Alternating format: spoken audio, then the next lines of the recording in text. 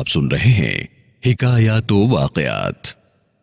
مؤلف ہیں فضیلت الشیخ مولانا محمد ناظم اشرف صاحب حافظہ اللہ تعالی، استاذ الحدیث جامعہ اشرفیہ لاہور پاکستان۔ اپنے وقت کا حلیم ترین انسان امام اعظم امام ابو حنیفہ رحمۃ اللہ علیہ ایک دن ظہر کی نماز کے بعد اپنے گھر تشریف لے گئے۔ بالا خانے پر آپ کا گھر تھا۔ جا کر آرام کرنے کے لیے لیٹ گئے۔ اتنے میں کسی نے دروازے پر دستک دی۔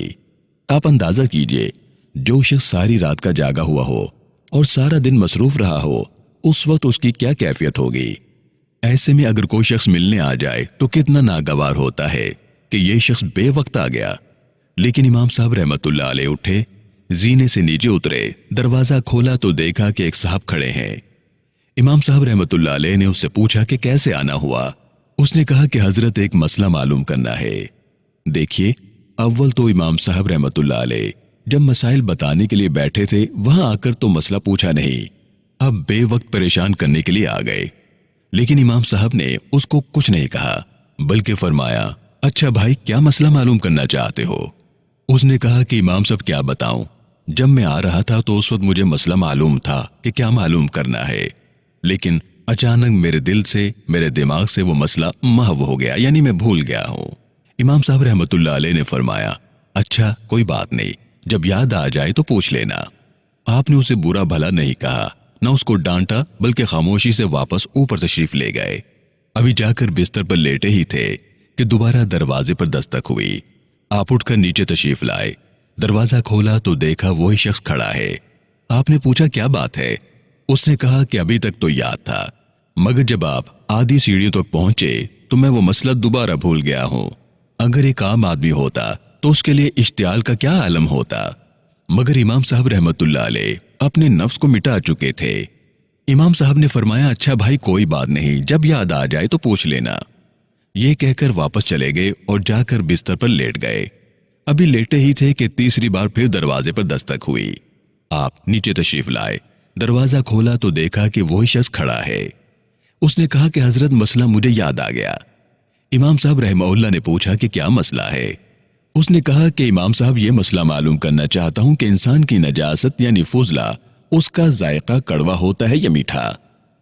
محترم سامعین کرام، اگر کوئی دوسرا آدمی ہوتا جو اب تک ضبط بھی کر رہا ہوتا تو اس سوال کے بعد اس کا پیمانہ صبر لبریز ہو جاتا، لیکن امام صاحب رحمہ اللہ نے بہت اطمینان سے جواب دیا کہ اگر انسان کی نجاست تازہ ہو تو اس میں کچھ مٹھاس ہوتی ہے، اور اگر سوکھ جائے تو کرواہٹ پیدا ہو جاتی ہے۔ چہ جائے کہ اس جواب پر اکتفا کیا جاتا، وہ شخص مزید ستم کرتے ہوئے پوچھتا ہے کہ امام صاحب کیا آپ نے چکر دیکھا ہے؟ امام صاحب رحمہ اللہ نے فرمایا، ہر چیز کا علم چکھ کر حاصل نہیں کیا جاتا، بلکہ بعض چیزوں کا علم عقل سے بھی حاصل کیا جاتا ہے، اور عقل سے یہ معلوم ہوتا ہے کہ تازہ نجاست پر مکھی بیٹھتی ہے، خشک پر نہیں بیٹھتی۔ اس سے معلوم ہوا کہ دونوں میں فرق ہے، ورنہ مکھی دونوں پر بیٹھتی۔ جب امام صاحب رحمہ اللہ نے جواب دے دیا تو اس شخص نے کہا کہ امام صاحب، میں آپ کے سامنے ہاتھ جوڑتا ہوں، مجھے معاف فرما دیجئے، میں نے آپ کو بہت ستایا، لیکن آج آپ نے مجھے ہرا دیا۔ امام صاحب رحمۃ اللہ علیہ نے پوچھا کہ وہ کیسے؟ اس شخص نے کہا کہ ایک دوست سے میری بحث ہو رہی تھی، میرا کہنا تھا کہ حضرت سفیان ثوری رحمۃ اللہ علیہ علماء کے اندر سب سے زیادہ بردبار اور غصہ نہ کرنے والے بزرگ ہیں، جبکہ میرے دوست کا کہنا تھا کہ سب سے زیادہ بردبار اور غصہ نہ کرنے والے بزرگ امام ابو حنیفہ ہیں۔ ہم نے جانچنے کا یہ طریقہ سوچا کہ میں اس وقت آپ کے گھر آؤں جو آپ کے آرام کا وقت ہوتا ہے، اور اس طرح 2-3 مرتبہ آپ کو اوپر نیچے دوڑاؤں، اور پھر آپ سے ایسا سوال کروں اور یہ دیکھوں کہ آپ غصے ہوتے ہیں یا نہیں۔ میں نے اسے کہا کہ اگر غصہ ہو گئے تو میں جیت جاؤں گا، اور اگر غصہ نہ ہوئے تو تم جیت گئے، لیکن آج آپ نے مجھے ہرا دیا۔ اور حقیقت یہ ہے کہ میں نے اس روئے زمین پر ایسا حلیم انسان جس کو غصہ چھو کر بنا گزرا ہو، آپ کے علاوہ کوئی دوسرا نہیں دیکھا۔ والسلام علیکم ورحمۃ اللہ تعالی وبرکاتہ۔